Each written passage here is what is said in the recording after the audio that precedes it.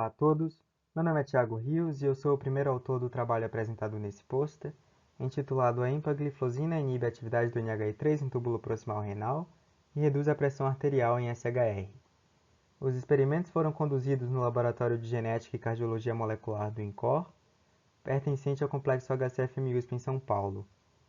Para contextualizar o projeto, os inibidores do SGLT2 são fármacos recentemente aprovados para o tratamento do diabetes tipo 2, cujo mecanismo de ação se baseia na inibição do cotransportador sódio-glicose tipo 2, responsável pela maior parte da reabsorção de glicose pelos rins. Desde a sua aprovação, inúmeros estudos demonstraram outros efeitos desses fármacos, incluindo uma redução pressórica de cerca de 3 a 8 mm de mercúrio, em média. Os mecanismos propostos para essa redução pressórica são o efeito osmótico da presença da glicose no lumen tubular, bem como a redução do peso corpóreo decorrente da exfoliação de glicose pela urina. Porém, em trabalhos recentes, nosso grupo e colaboradores demonstraram evidências que apontam para uma possível interação funcional entre o SGLT2 e o NHI3, que é a isoforma a isoforma 3 do trocador sódio-hidrogênio, responsável pela maior parte da reabsorção de sódio nos rins. E é com base nisso que o objetivo desse trabalho foi testar a hipótese de que a empagliflozina reduz a pressão arterial de ratos hipertensos não diabéticos e que a inibição do SGLT2 modula outros transportadores apicais de sódio, presentes no túbulo proximal renal. Para tanto, a nossa metodologia consistiu no tratamento por 2 semanas de ratos normotensos, da linhagem Wista, e ratos espontaneamente hipertensos, da linhagem CHR. E o tratamento foi feito ou com o veículo, que é água, ou com a empagliflozina, na dose de 10 mg por quilo por dia. Logo antes do tratamento, foram realizados alguns experimentos, como a pletismografia, que é a aferição indireta da pressão arterial, a gaiola metabólica para a coleta de urina e a coleta de sangue pelo plexo infraorbitário. Os mesmos experimentos foram realizados ao final do tratamento. Após o tratamento, também foi realizada a microperfusão estacionária em vivo, com o túbulo proximal desses animais. E após a eutanásia, amostras de tecido, no caso principalmente do rim, que foi subdividido entre córtex e medula, foram armazenadas para posterior análise através de Western blot, ELISA e testes bioquímicos. Os primeiros resultados obtidos com os nossos experimentos foi avaliar o impacto da empagliflozina na pressão arterial desses animais. E aqui na figura 1, nós podemos observar que houve uma redução consistente da pressão arterial de ratos hipertensos, o que não foi observado nos ratos normotensos após o tratamento. Na figura 2, nós vemos um gráfico que demonstra a taxa de reabsorção de bicarbonato no túbulo proximal, que é uma forma de aferir a atividade do NHI3 no túbulo proximal. E aqui podemos observar que o tratamento com a empagliflozina reduziu a atividade do NHI3 nas duas linhagens. Podemos observar também que há uma diferença basal na atividade do NHI3 entre os ratos hipertensos e normotensos, o que inclusive já foi publicado pelo nosso grupo em trabalhos anteriores. Vemos também que houve uma diferença na magnitude da inibição da atividade do NHI3 entre os ratos Wista e os ratos SHR. Na figura 3, vocês podem ver o resultado da avaliação da expressão e da fosforilação do NHI3 no córtex renal. E aqui à esquerda, nós podemos observar que não houve alteração na expressão do NHI3 total, devido ao tratamento, em nenhuma das linhagens. E aqui abaixo vocês podem ver as bandas correspondentes. À direita, podemos observar apenas a diferença nos níveis de fosforilação do NHI3 entre a linhagem Wista e a SHR, não sendo observado nenhuma influência do tratamento nos níveis de fosforilação do NHI3. Mais uma vez, as bandas correspondentes encontradas logo abaixo. Na figura 4, também foram avaliadas a expressão e a fosforilação do NHI3 na medula renal dos ratos Wista e SHR. E aqui, tal como no córtex, podemos observar que não houve alteração na expressão do NHI3 total em nenhuma das linhagens após o tratamento. À direita, no entanto, podemos observar um incremento substancial nos níveis de fosforilação do NH3 após o tratamento com a empagliflozina nos ratos normotensos, o que não foi observado nos ratos hipertensos. Logo abaixo podemos observar que as bandas correspondentes aos Wistar tratados com veículo são realmente têm uma intensidade muito inferior às bandas correspondentes aos Wistar tratados com empagliflozina. Na figura 5, nós avaliamos a expressão do NAP2 nas duas linhagens tratados com veículo e com empagliflozina. E aqui podemos observar que houve uma diminuição substancial da expressão do NAP2 nos ratos hipertensos após o tratamento. Não foi observada alteração da expressão do NAP2 nos ratos normotensos. Mais uma vez, as bandas demonstram uma importante redução na expressão que foi apresentada no gráfico. Com base nesses achados, nós demonstramos que a empagliflozina reduz a pressão arterial de ratos hipertensos não diabéticos. Demonstramos que a inibição do SGLT2 é capaz de reduzir a reabsorção de sódio no túbulo proximal renal através da inibição da atividade do NH3 e também através da diminuição da expressão do NAP2. Mais estudos são necessários para avaliar o impacto dos inibidores de SGLT2 na porção distal do néfron e a associação desse impacto com os efeitos antihipertensivos das glifosinas. Para a realização desse trabalho, nós obtivemos apoio financeiro da FAPESP e eu quero aqui agradecer a todos que colaboraram com o projeto, os demais autores e o Laboratório de Genética e Cardiologia Molecular. Muito obrigado pela sua atenção.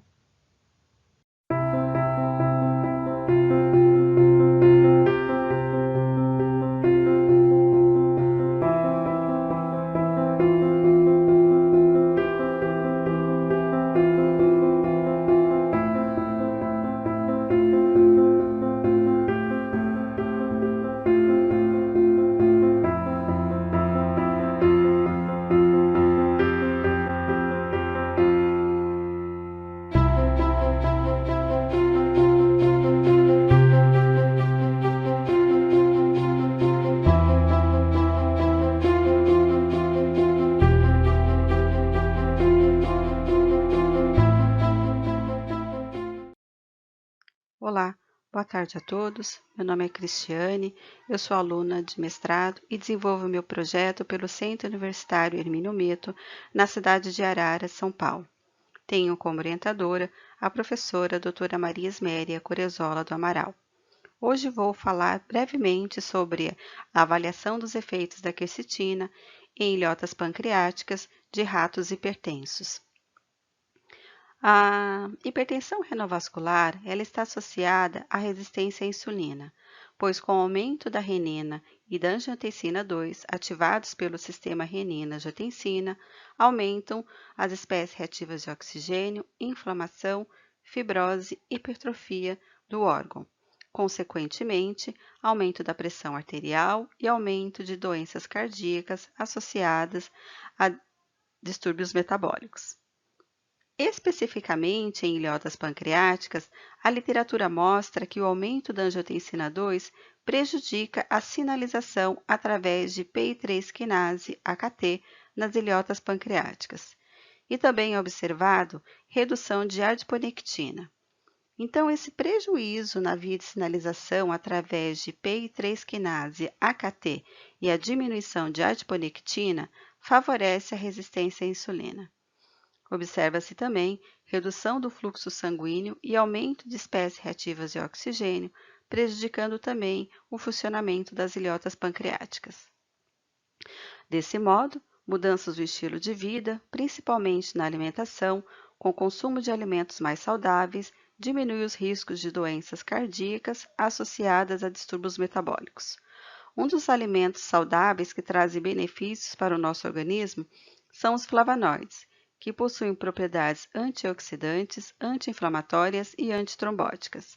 Um flavonoide conhecido encontrado na alimentação é a quercetina, que é encontrada em frutas, verduras e especiarias. Estudos demonstram que a quercetina estimula enzimas antioxidantes, aumentando a biodisponibilidade de óxido nítrico e diminuindo o estresse oxidativo, ou seja, A quercetina modula o sistema renina-angiotensina, diminui o estresse oxidativo, pressão arterial e aumentam receptores de insulina, PI3 quinase AKT e secreção de insulina. Com isso, a quercetina age potencializando a secreção de insulina e protegendo a função das células beta. Então, nosso objetivo foi avaliar a ação antioxidante da quercetina sobre ilhotas isoladas em ratos com hipertensão renovascular.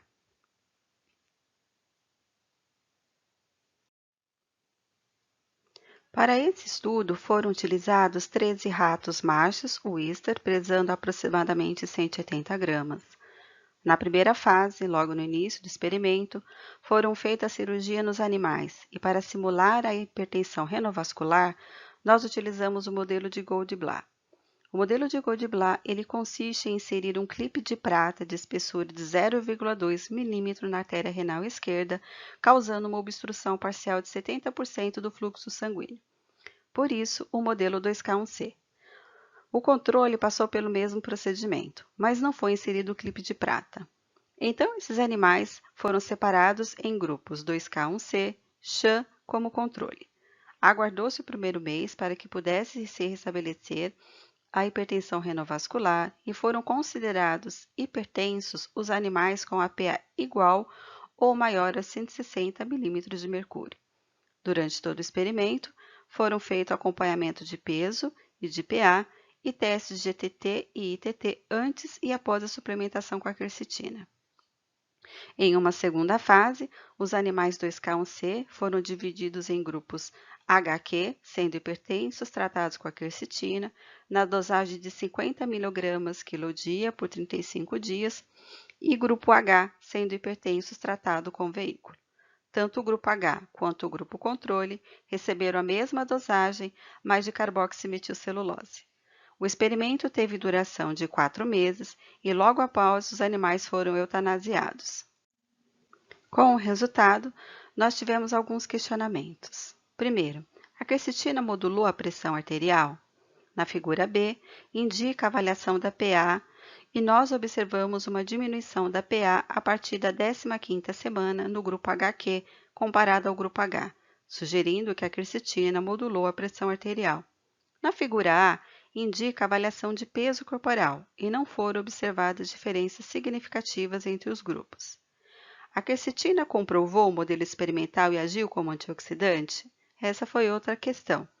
Na figura A, indica a avaliação de peso dos rins e nós observamos uma redução do rim esquerdo comparado ao rim direito dos animais HQ e H, justamente os animais que foram clipados, que comprovam nosso modelo animal. Na figura B, indica a dosagem de TIBARS, e nós observamos uma redução de TIBARS no grupo HQ, comparado ao grupo H e ao grupo controle, sugerindo que a quercetina agiu como antioxidante. Outra pergunta foi: qual foi a concentração de insulina no soro e a secreção de insulina por islotas isoladas? Na figura A, indica a insulemia, e nós não observamos diferenças significativas entre os grupos.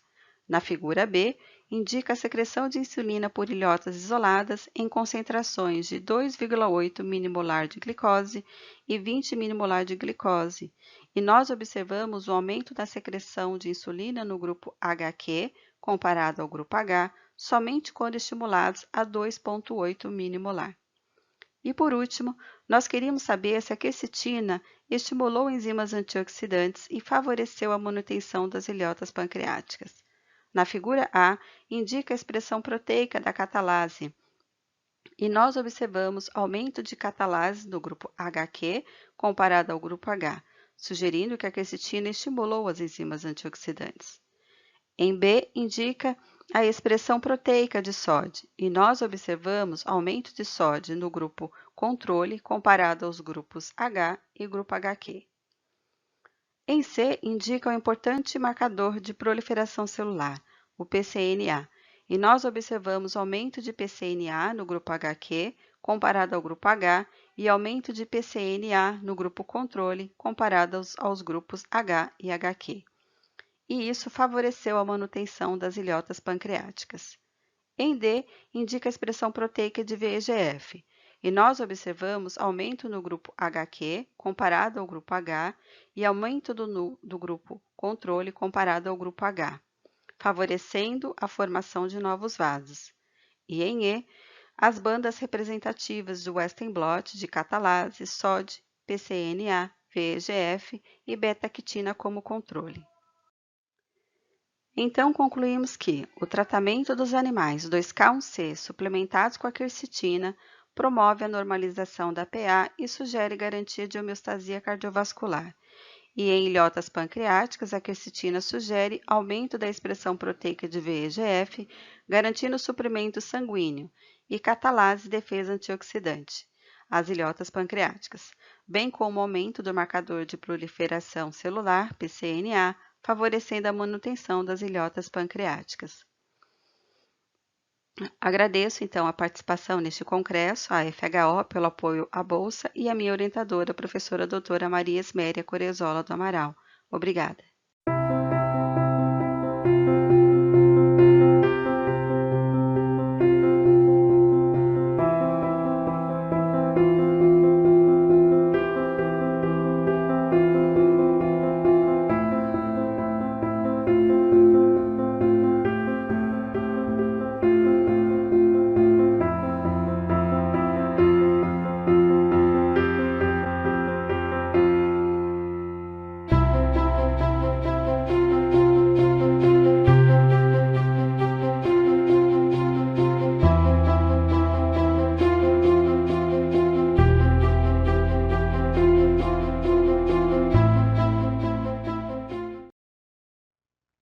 Olá, meu nome é Bridia Denko e hoje eu vou falar sobre o meu trabalho que é intitulado Impacto do Sildenafil sobre a pressão arterial e estresse oxidativo de ratos espontaneamente hipertensos. Bom, esse trabalho ele é orientado pela professora doutora Glória Duarte, que é do Departamento de Fisiologia e Farmacologia da Universidade Federal de Pernambuco. Bom, de acordo com a Organização Mundial de Saúde, é estimado que cerca de 600 milhões de pessoas tenham hipertensão arterial em todo o mundo. Além disso, o número de mortes anuais chega até 7,1 milhões. Então, visando contribuir para novas estratégias terapêuticas, foi investigado os efeitos do sildenafil, que é um inibidor da fosfodiesterase 5, na prevenção e também no tratamento da hipertensão arterial em ratos espontaneamente hipertensos. Então, o objetivo desse trabalho foi investigar o impacto do sildenafil sobre a hipertensão arterial e estresse oxidativo em ratos SHR. Então, para isso, nós utilizamos ratos machos da linhagem SHR e foram aplicados 2 protocolos. O protocolo de prevenção, que aqui está mostrado condição 1, e o protocolo de tratamento, que aqui está mostrado na condição 2. Então, no primeiro protocolo, o protocolo de prevenção, esse tratamento foi iniciado quando os animais tinham 4 semanas de idade e foi terminado quando eles tinham 12 semanas. Já no protocolo de tratamento, o tratamento se iniciou quando esses animais tinham 12 semanas e terminou quando eles tinham 24 semanas de idade. Então, para esses animais, né, eles foram submetidos a um tratamento em ambos esses protocolos.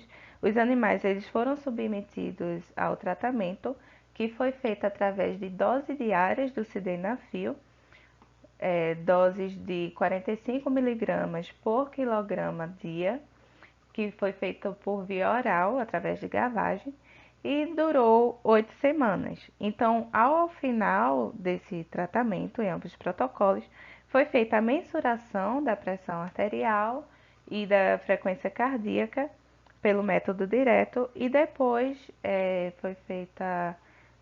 também foi feita a eutanásia e os órgãos foram coletados para análises posteriores. Então, os parâmetros biométricos em ambos os protocolos experimentais, né, nós analisamos os parâmetros biométricos desses animais e podemos ver aqui que o coração, nos animais tratados, em ambos os protocolos, ele teve uma redução significativa em seu tamanho, em seu peso, em relação aos animais controles desses grupos. O mesmo se repetiu com o baço, com a redução menos significativa, mas também houve uma redução nesse órgão. Já em relação à pressão arterial sistólica, a pressão arterial diastólica, pressão arterial média e frequência cardíaca desses ratos SHR, nós podemos ver que nos dois protocolos não houve diferenças significativas entre as pressões, esses parâmetros cardiovasculares nesses animais. Em relação à análise do estresse oxidativo, no protocolo de tratamento, esses animais, foi feita uma comparação da produção de espécies reativas de oxigênio no ventrículo esquerdo do coração desses animais. E podemos ver aqui, representado na barra preenchida, que os animais tratados com sildenafil houve uma diminuição na produção dessas espécies reativas de oxigênio.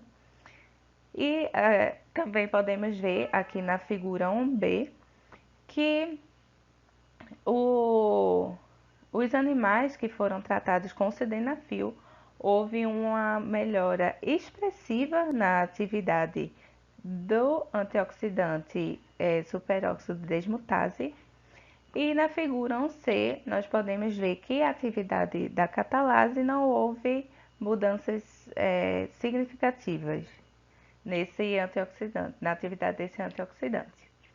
Então, diante de todos esses resultados, nós podemos ver que o sildenafil, ele melhora os níveis de hipertrofia cardíaca, também ele melhora a produção de espécies reativas de oxigênio e tem uma melhora expressiva na atividade da superóxido desmutase. Isso tudo sem afetar os valores da pressão arterial desses animais. Então, tudo isso sugere que o sildenafil tem um efeito cardioprotetor. E assim, esse medicamento ele pode ser utilizado como adjuvante no tratamento da hipertensão arterial. Eu quero agradecer a todos pela atenção e agradecer ao apoio financeiro da CNPq e da FACEP. Muito obrigada.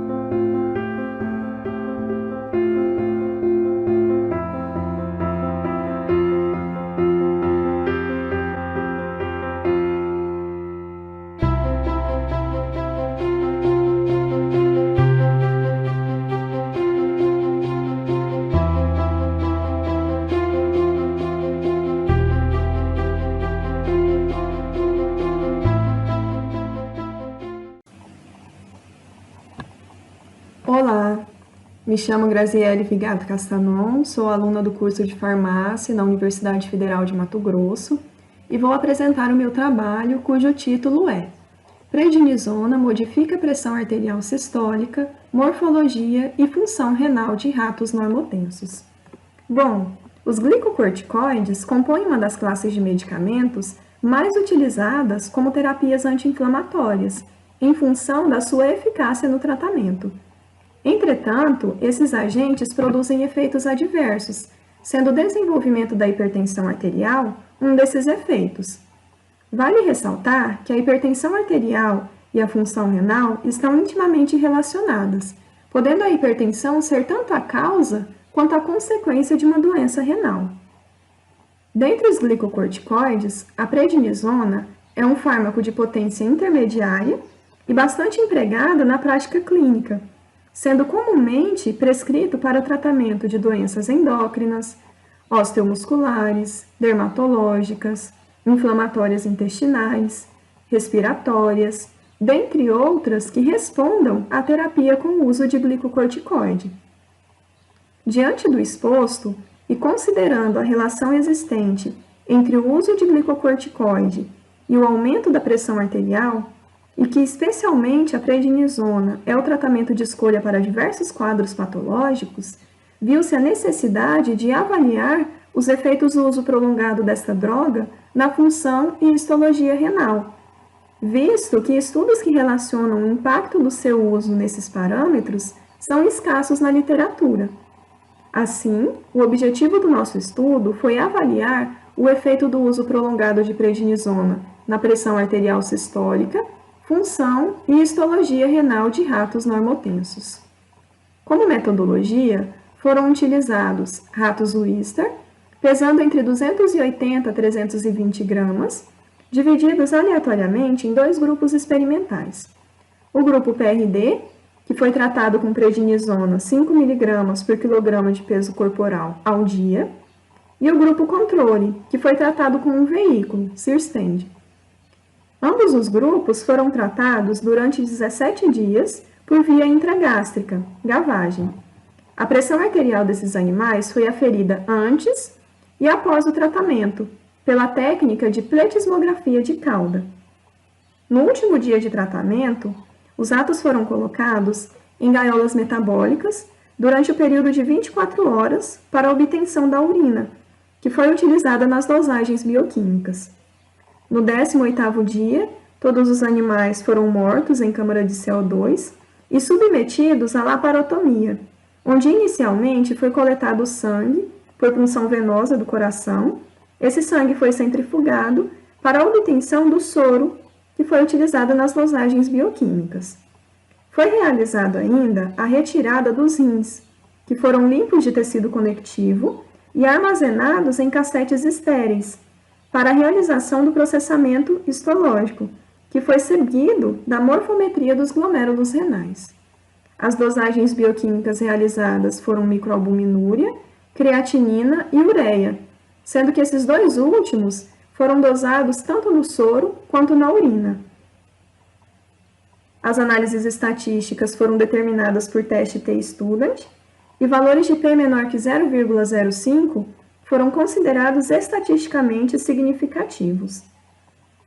Este trabalho foi aprovado pelo Comitê de Ética em Uso Animal com seu devido número de protocolo. Como resultados, temos que o tratamento com prednisona, na dosagem e tempos avaliados, não influenciou na concentração sérica e urinária de creatinina e ureia, e também não influenciou na taxa de depuração da creatinina, indicando que o tratamento com prednisona não alterou a velocidade com que os rins filtram e eliminam a creatinina do sangue. Já os resultados de microalbuminúria nos mostram que houve um aumento significativo no grupo PRD quando comparado ao controle, indicando que o tratamento com prednisona foi capaz de alterar significativamente a excreção de albumina pela urina, o que pode caracterizar um dano na função renal. Um outro resultado de nosso estudo foi de que ratos do grupo PRD apresentaram um aumento significativo da pressão arterial sistólica após o tratamento com prednisona durante 17 dias. E isso pode ter se dado por uma disfunção renal, tendo em vista que observamos uma alteração em um dos parâmetros de função renal avaliados, como vimos anteriormente. A partir da histologia, nós realizamos a morfometria dos glomérulos renais, medindo tanto o diâmetro da cápsula glomerular quanto o diâmetro do tufo glomerular interno. E foi possível observar que houve uma diminuição significativa do diâmetro interno dos glomérulos renais dos ratos do grupo PRD, quando comparado ao grupo controle. Acredita-se que essa alteração se deva ao elevado fluxo sanguíneo que chega até os rins decorrente da hipertensão arterial. o que acaba levando a um remodelamento do órgão, que por sua vez responde diminuindo essa área do tufo glomerular interno, como podemos observar aqui nessa imagem em coloração hematoxilina e eosina. Diante dos resultados apresentados, podemos concluir que o tratamento com prednisona por 17 dias, na dosagem de 5 mg por quilograma de peso corporal ao dia, alterou a pressão arterial sistólica de ratos Wistar normotensos, levou a uma diminuição significativa do tufo glomerular renal, interferindo na função renal. Gostaria de agradecer à equipe organizadora do evento, aos órgãos financiadores, CAPES, FAPEMAT, CNPq, à Universidade Federal de Mato Grosso e ao Laboratório de Biologia Vascular e Histopatologia, onde pude desenvolver essa pesquisa. Muito obrigada a todos.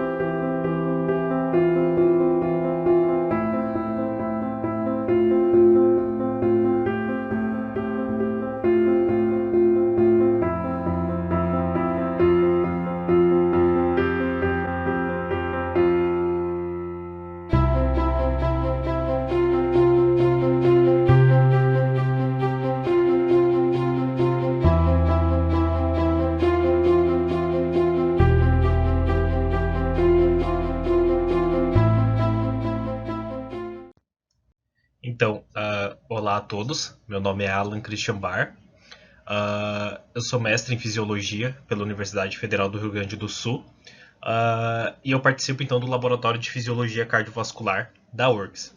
O trabalho que eu vou apresentar para vocês é intitulado A administração breve de metilprednisolona é crucial para mitigar a disfunção cardíaca após o infarto agudo do miocárdio, o infarto do miocárdio. Então, você sabe que logo após o infarto agudo do miocárdio vai acontecer várias alterações estruturais, bioquímicas e elétricas ao longo do tempo nesse tecido cardíaco, que é denominado então como remodelamento cardíaco. A curto prazo, esse remodelamento cardíaco pós-infarto agudo do miocárdio, ele é bem sucedido, no qual acontece a hipertrofia dos cardiomiócitos, a fim de conseguir manter as demandas metabólicas necessárias para o organismo. Essas demandas metabólicas são transportadas a partir do sangue oxigenado e com nutrientes saindo diretamente do ventrículo esquerdo. Entretanto, a longo prazo, essas alterações, esse remodelamento cardíaco, ele acaba sendo mal adaptado, mal sucedido, no qual, devido a essas alterações bioquímicas, estruturais e elétricas, vão fazer então com que o remodelamento cardíaco seja mal adaptado e ele tem então uma dilatação ventricular, onde então o ventrículo esquerdo ele não consegue mais vencer a pós-carga e, consequentemente, então ejetar sangue para que essas células elas sejam bem nutridas e tenham um aporte de oxigênio suficiente. Tendo em vista isso, é possível perceber e encontramos na literatura que esse remodelamento cardíaco bem adaptado para o mal adaptado, ele tem uma influência direta principalmente do processo inflamatório e do estresse oxidativo. Pensando nisso, a administração de glicocorticoides, que seriam então anti-inflamatórios potentes, podem ser benéficas no remodelamento cardíaco, porque eles podem modular tanto a inflamação como também a angiogênese no coração. Então, tendo um grande papel e podendo então assim influenciar podendo gerar uma melhora então nessa função ventricular após o infarto. Então, o objetivo principal do trabalho foi avaliar se a breve administração de metilprednisolona é determinante para a adaptação cardíaca após o infarto agudo do miocárdio. Para isso, foram utilizados então 23 ratos Wistar machos. Eles foram divididos em 3 principais grupos. O grupo Sham, que seria então o rato que participou da simulação de cirurgia de infarto agudo do miocárdio, mas não teve a artéria ocluída, só simplesmente passou pelo estresse da cirurgia e da pós-cirurgia. Além do mais, esses ratos eles foram tratados, então eles foram tratados com com soro fisiológico, né? Eles foram tratados com soro para simular, então, para mitigar o tratamento de metilprednisolona. O segundo grupo, então, foi o grupo infartado. O grupo infartado, então, foi o grupo que participou, que teve a artéria coronária descendente anterior esquerda ocluída. E o terceiro grupo, então, é o grupo que teve a artéria coronária anterior descendente esquerda ocluída e também teve a participação do tratamento, que foi uma injeção de metilprednisolona na dose de 40 mg por quilo intramuscular. A cirurgia de infarto agudo do miocárdio ela acontece nos animais a partir da intubação, onde eles são intubados, é feita uma toracotomia, aberto o terceiro espaço intercostal, até ter acesso à artéria coronária. A partir do momento que a artéria coronária ela é observada, é feita então uma pinça com um fio de nylon e feita então essa obstrução da artéria coronária. Então, aqui a gente pode ver que os animais nos 0 dias, eles passaram pela cirurgia de infarto ou simulação, no caso do grupo Chan. Logo após o infarto agudo do miocárdio, os animais já foram tratados com metilprednisolona intramuscular na dose de 40 mg por quilo. E após 56 dias, após a cirurgia de infarto, foi feita então a análise ecocardiográfica, a análise morfométrica e atividade de metaloproteinases, para ver essa disfunção a longo prazo. Os estudos apontam que a partir de 28 dias após o infarto agudo do miocárdio, já é possível ver sinais de insuficiência cardíaca. Entretanto, nós optamos por esperar então os 56 dias para ter confirmação do remodelamento cardíaco mal adaptado. Esse trabalho então ele foi aprovado pelo Comitê de Ética em Utilização em Animal da URGS, sobre o parecer então número 30.797. E para análises estatísticas, então, nós usamos a nova de uma via, seguido pelo teste de Tuck. As diferenças estatísticas com P menor do que 0,05 foram consideradas, então, diferenças significativas. Aqui nos resultados, nós podemos ver que os grupos infarto e infarto metilprednisolona tiveram a área de infarto basicamente bem semelhantes, onde então o grupo infartado ficou com 50,4% do ventrículo esquerdo infartado, enquanto o infartado tratado com metilprednisolona teve 54,8%. Então, são duas áreas bem similares de área de infarto. No grupo Chan, então, não teve área de infarto. Aqui nós podemos ver, então, que o grupo... a gente pode ver, então, as análises morfométricas, onde podemos ver, então, a congestão pulmonar e a hipertrofia cardíaca. Aqui, na congestão pulmonar, que é um dos preditores funcionais de insuficiência cardíaca, nós podemos ver que os animais tratados com metilprednisolona tiveram uma diminuição significativa em relação aos animais infartados. Então, os animais infartados tiveram um aumento da congestão pulmonar e os animais tratados com metilprednisolona tiveram uma redução significativa no índice de congestão pulmonar. Tanto a congestão pulmonar quanto a hipertrofia cardíaca foram avaliadas. A congestão pulmonar ela foi avaliada a partir do peso úmido pelo peso seco e a hipertrofia cardíaca foi avaliada pelo peso do coração dividido pelo comprimento da tíbia desses animais. Os animais, então, a análise de hipertrofia cardíaca, nós podemos ver então que os animais infartados eles tiveram um aumento da hipertrofia cardíaca quando comparado ao grupo Chan, mas o infartado tratado com metilprednisolona não teve diferença significativa nem com o Chan, nem com o infarto agudo do miocárdio, mostrando então que o acetato de metilprednisolona pode então atenuar essa disfunção ventricular. Aqui nós podemos ver então a atividade de metaloproteinases, que são enzimas que degradam a matriz extracelular, e é possível ver que os animais com um infarto agudo do miocárdio tiveram um aumento da atividade de metaloproteinases quando comparado ao grupo controle, e o grupo tratado com metilprednisolona não teve nem diferença com o infartado, nem diferença com o Chan, mostrando então que o tratamento também atenuou a atividade de metaloproteinases, que foi feita a partir de zimografia. Então, a conclusão: nossos achados são preliminares, mas indicam que a breve administração de acetato de metilprednisolona após o infarto pode ser uma alternativa adjuvante na terapêutica dessa doença. E nós agradecemos, então, ao suporte financeiro da CAPES da Pró-Reitoria de Pesquisa da URGS, da FAPERGS e do CNPq pelo financiamento e por todo o apoio e suporte.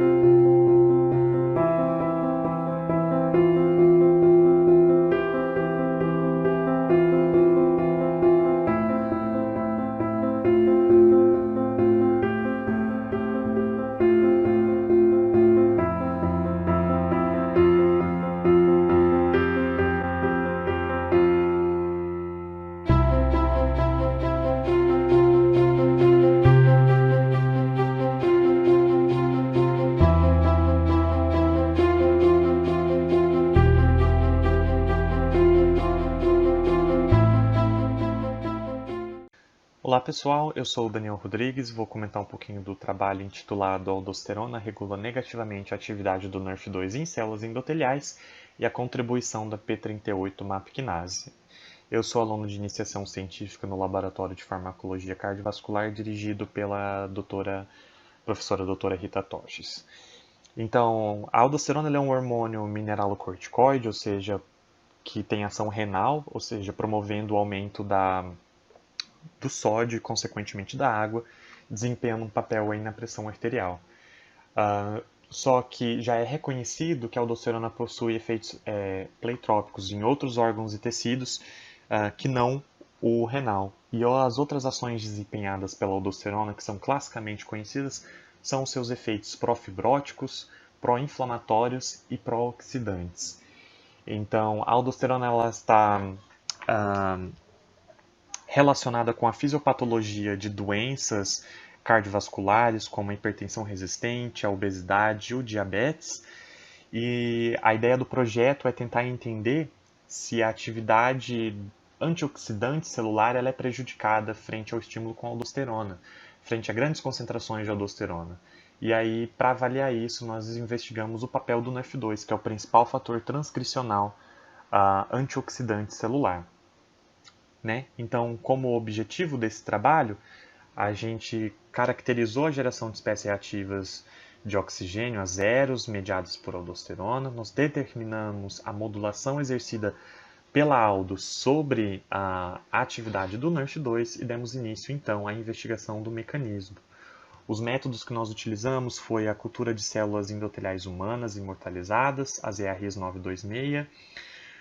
Para a caracterização da geração de espécies reativas, nós utilizamos a quimiluminescência da lucigenina e o Amplex Red.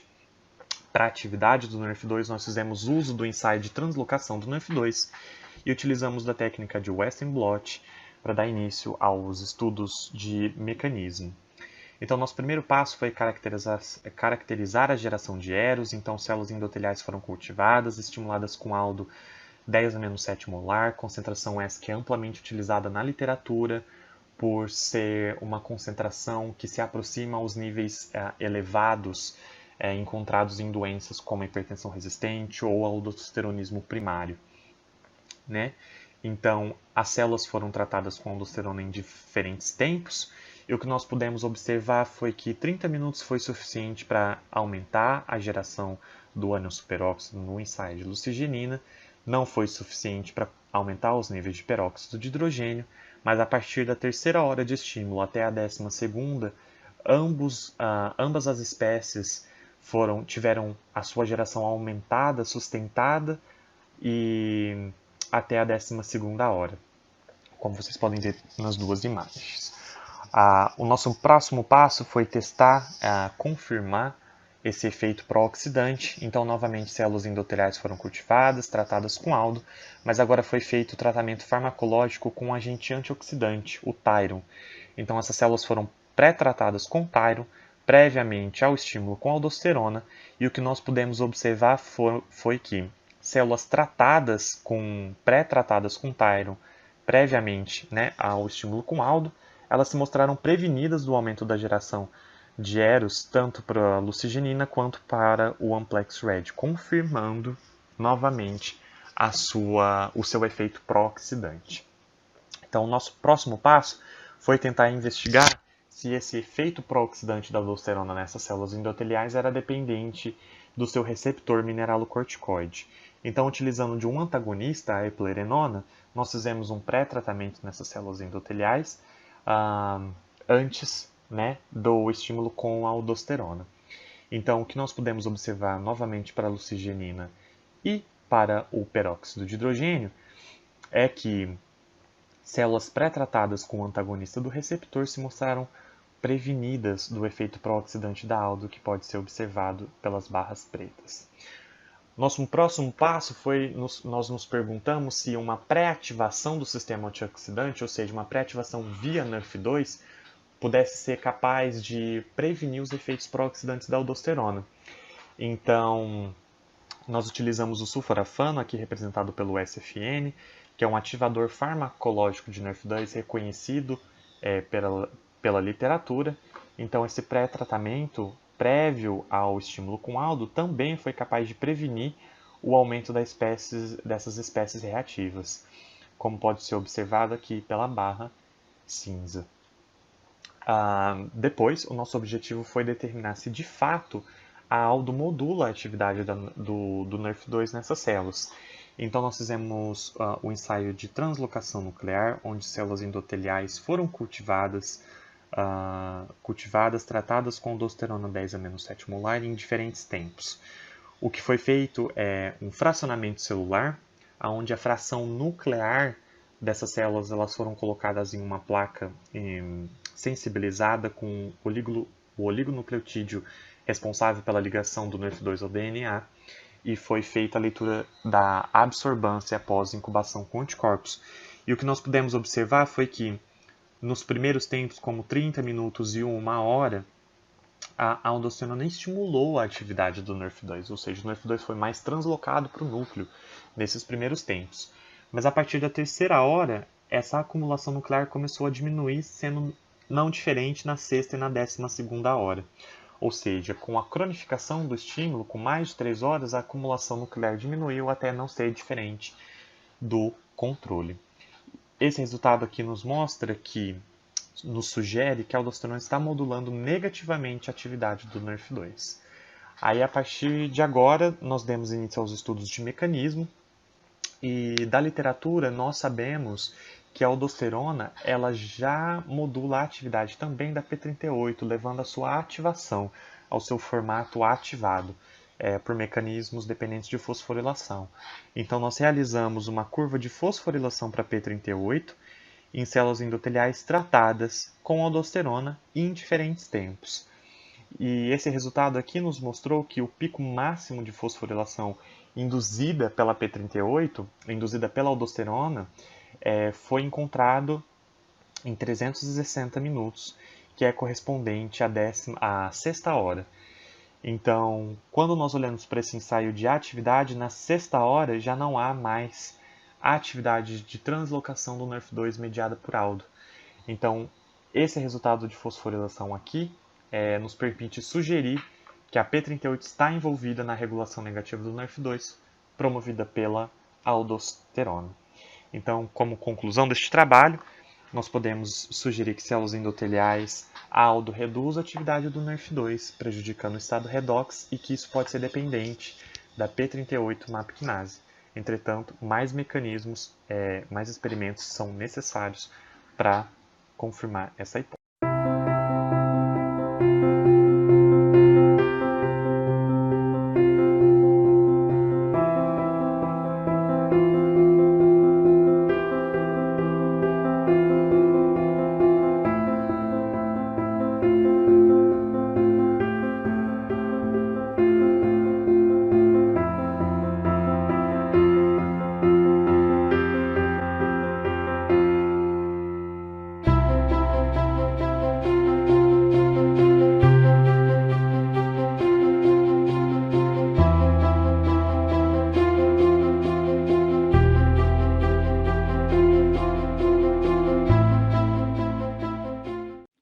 Bom dia, meu nome é Bruna, eu faço parte do Programa de Iniciação Científica da UFES, orientada pela professora Ivanita Stefanon. Vou apresentar o trabalho intitulado modulação da vasoconstrição mediada por receptores de angiotensina 2 e alfa-1 adrenérgicos, dependente da via de sinalização da proteína sinase D1. Para compreender os resultados desse estudo, é importante saber que a angiotensina 2 e os agonistas alfa-adrenérgicos se ligam a receptores no músculo liso vascular. Esses receptores, por meio da via do IP3 do DAG, promovem a vasoconstrição. Essa via ativa a proteína sinase C e ela, por sua vez, ativa a PKD1. Embora a função da PKC na vasoconstrição seja bem estabelecida, pouco se sabe sobre a atuação da PKD1 nessa via. O objetivo desse estudo é, portanto, avaliar a participação da via da PKD1 sobre a reatividade vascular mediada por angiotensina 2 e pela fenilefrina. Lembrando que a fenilefrina é uma agonista de receptores alfa-1 adrenérgicos e ela mimetiza a ação da adrenalina e da noradrenalina no sistema nervoso autônomo simpático. Anéis da horta de ratos foram usados para avaliação de curvas concentração-resposta à fenilefrina e à angiotensina 2, na presença e na ausência do CID, que é um inibidor seletivo da PKD1, e na presença e na ausência do L-NAME, inibidor não seletivo da enzima óxido nítrico sintase. Para a análise estatística foram usados os testes T-de-Student e a nova One-Way. Os protocolos experimentais foram aprovados pelo Comitê de Ética em Experimentação Animal da UFES, pelo Protocolo 02/2020. Os resultados foram expressos em gráficos, nos quais os asteriscos representam diferenças estatisticamente significativas. O gráfico 1 corresponde à curva de contração do anel em resposta a concentrações crescentes de fenilefrina, em vermelho na ausência de CID e em azul na presença de CID, que é o inibidor da PKD1. Esse gráfico demonstra que a resposta contrátil à fenilefrina não foi modificada pela inibição da PKD1. Isso sugere que a contração à fenilefrina nesses anéis não depende da via da PKD.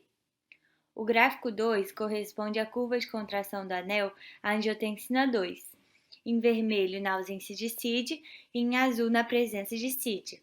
Podemos observar que a incubação com CID reduziu a resposta contrátil à angiotensina, diferente do que ocorre com a fenilefrina no gráfico 1. Isso sugere que a presença da PKD é importante para a contração mediada pela angiotensina 2 nesses anéis. O gráfico 3 representa, novamente, a curva de contração do anel em resposta a concentrações crescentes de angiotensina, na presença e na ausência do CID. No entanto, dessa vez, comparando a contração com o endotélio íntegro, representada nos quadrados preenchidos, e após a retirada do endotélio, nos quadrados vazios. Ao comparar o controle com o CID na presença do endotélio íntegro, não há diferença significativa. No entanto, retirado o endotélio, os anéis em que a PKD está inibida contraem mais. Isso sugere que existe uma via vasodilatadora dependente do endotélio e mediada pela PKD1 diante da ativação pela angiotensina, mas não em resposta à fenilefrina. O gráfico 4 representa a curva de contração do anel à fenilefrina, novamente na ausência e na presença de CID, respectivamente, em vermelho e em azul, mas agora também na presença e na ausência de L-NAME, inibidor não seletivo da óxido nítrico sintase. A incubação com L-NAME está representada pelos triângulos vazios. Diante desse resultado, nota-se que, na presença de CID, as contrações mediadas pela fenilefrina durante a inibição da ENOS foram amplificadas. Isso sugere que o contrabalanceamento da vasoconstrição pelo óxido nítrico independe da PKD e sua atuação é importante na presença ou na ausência de CID.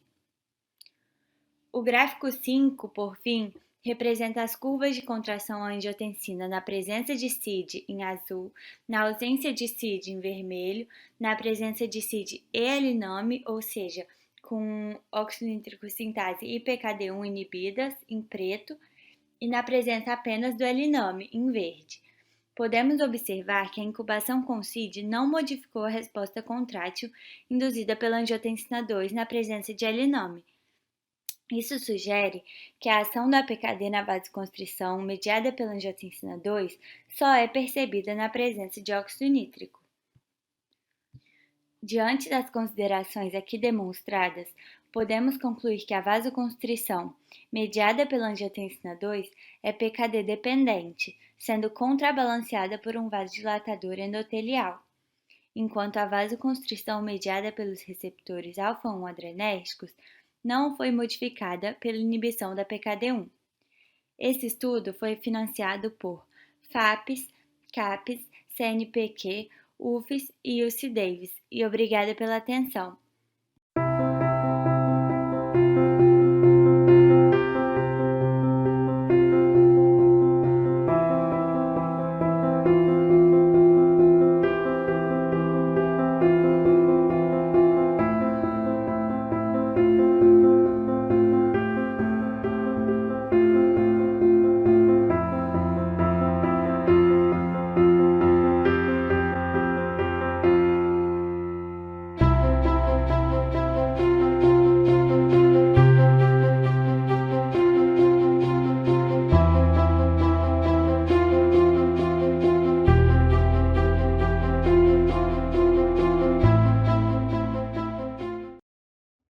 Olá, meu nome é Isabela Cardoso Silva, eu sou discente do programa de pós-graduação em Biotecnologia pela Universidade Federal de Uberlândia e hoje vou apresentar para vocês o trabalho do nosso grupo de pesquisa em Bioquímica Vascular, intitulado A Síndrome Cardiorrenal aumenta a expressão dos receptores P2Y1 e P2Y6 vasculares.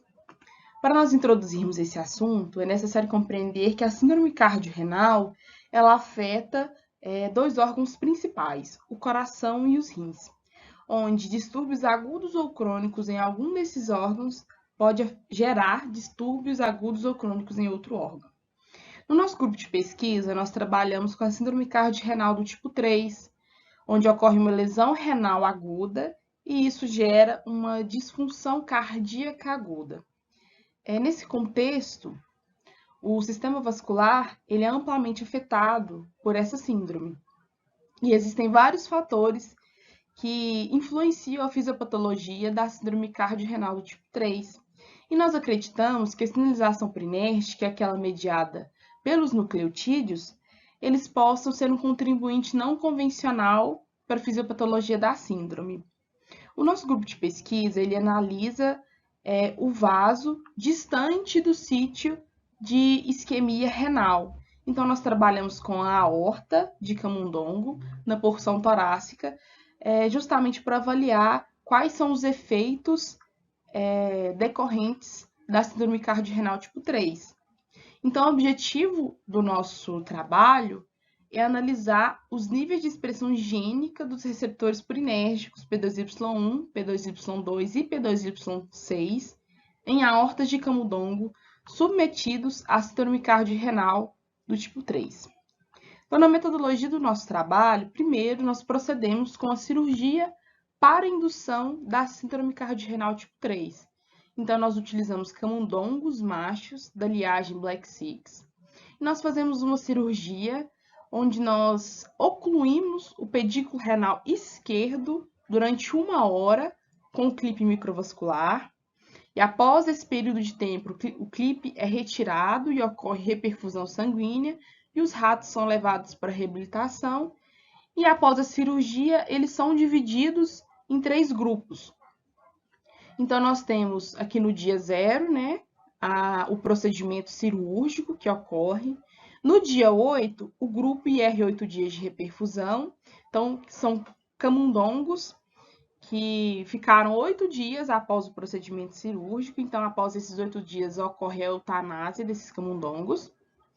Nós temos o grupo 15 dias de reperfusão. Então, após 15 dias, esses animais são eutanasiados. E o nosso grupo Sham, que é o grupo controle, e o nosso grupo controle ele é um grupo controle de 15 dias, são animais que não passaram pelo procedimento cirúrgico, de oclusão do pedículo renal, apenas um procedimento cirúrgico fictício. Após a eutanásia desses animais, nós procedemos com a extração das aortas da porção torácica, E desse material nós extraímos o RNA e procedemos fazemos todo o processo para PCR em tempo real. E os nossos dados, eles foram analisados pela ANOVA de uma via, seguida pelo teste de Bonferroni para múltiplas comparações, todos realizados no GraphPad Prisma. Os resultados, esses são os nossos resultados parciais, e é importante nós fazermos uma ressalva aqui nesse momento, que nós ainda estamos produzindo esses resultados, né? Nós ainda não temos resultados estatisticamente significantes, mas nós acreditamos que o aumento do N amostral vai nos dar resultados mais claros. Mas, de qualquer forma, né, nós percebemos que o P2Y1, P2Y2 e P2Y6 tiveram expressões tanto nos grupos CHAN, IR 8 dias, IR 15 dias, e é interessante nós observarmos esse padrão de expressão para o P2Y2 e P2Y6. Anteriormente, o P2Y2 ele não tinha dado um resultado tão claro, e até o título do nosso trabalho ficou que apenas os receptores P2Y e 6 tinham aumentado, mas recentemente nós verificamos que o P2Y2 também aumenta. E o P2Y2 ele tem um pico aos 8 dias, né? E aos 15 dias ele tem uma diminuição, e esse padrão de expressão ele também se repete com o P2Y6, né? Um pico aos 8 dias, uma diminuição aos 15 dias. E também é interessante observar que esse padrão de pico aos 8 dias e diminuição aos 15 dias, ele se repete tanto para a interleucina beta quanto para a interleucina 6. Então, em conclusão, o impacto da síndrome cardiorenal tipo 3 sobre os vasos sanguíneos também parece envolver alguns componentes da sinalização purinérgica, e nós percebemos que aos 8 dias, né, é um período crítico para essa síndrome em relação a vasos distantes do sítio de isquemia renal, e isso pode representar um mecanismo adicional a ser considerado na abordagem terapêutica de pacientes com lesão renal aguda. Muito obrigada a todos.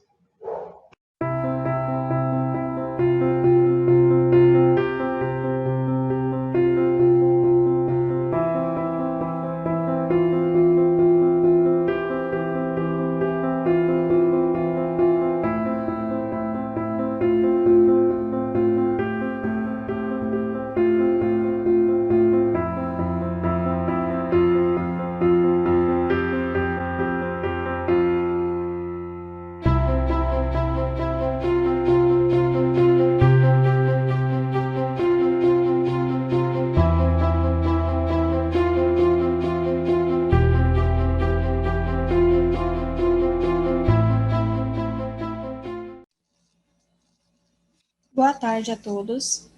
Meu nome é Rayane Alves de Freitas, sou aluna de doutorado do Programa de Pós-Graduação em Ciências Biológicas da Universidade Federal de Goiás.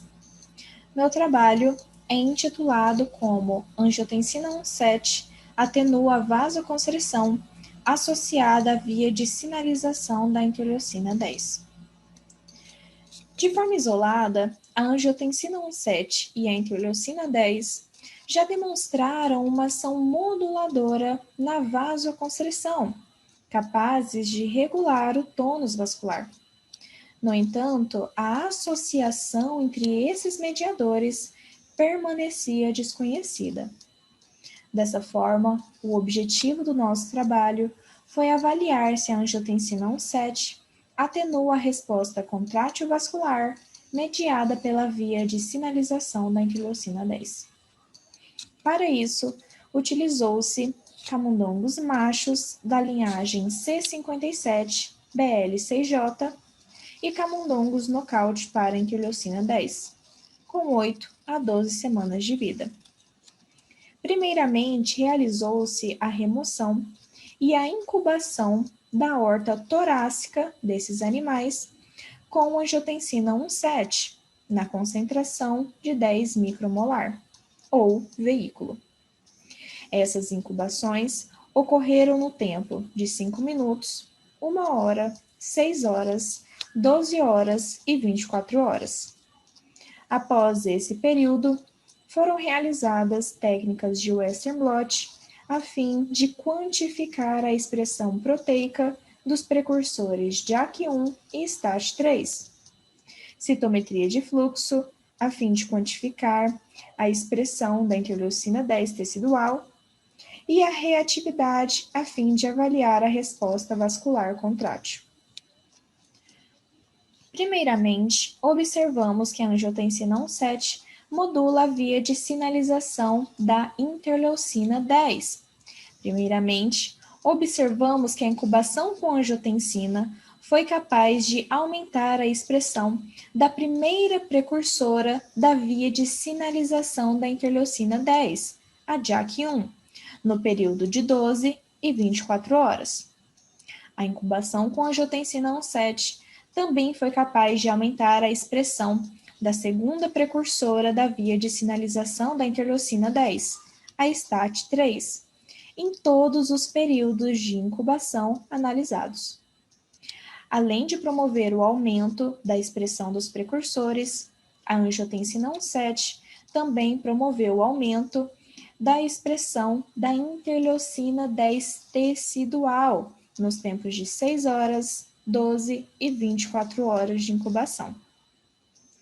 Observamos ainda que a incubação com angiotensina 1,7 foi capaz de reduzir a resposta contrátil induzida pela fenilefrina em 5 minutos e 12 horas de incubação. Observamos, assim, o potencial efeito anticontrátil da angiotensina 1,7. No entanto, como um resultado inovador, observamos que a angiotensina 1,7 não é capaz de reduzir a vasoconstrição em animais nocaute para a interleucina 10, ou seja, na ausência da interleucina 10 endógena, a angiotensina 1,7 não produz o seu efeito anticontrátil. Podemos concluir, portanto, que a angiotensina 1,7 modula positivamente a via de sinalização da interleucina 10 e que os níveis dessa citocina são necessários para a produção do seu potencial efeito anticontrátil e vasoprotetor observados na incubação com angiotensina 1,7 no tecido vascular. Eu agradeço aos órgãos financiadores, CAPES, CNPq, agradeço também à comissão organizadora pelo aceite do meu trabalho e por essa oportunidade. Muito obrigada.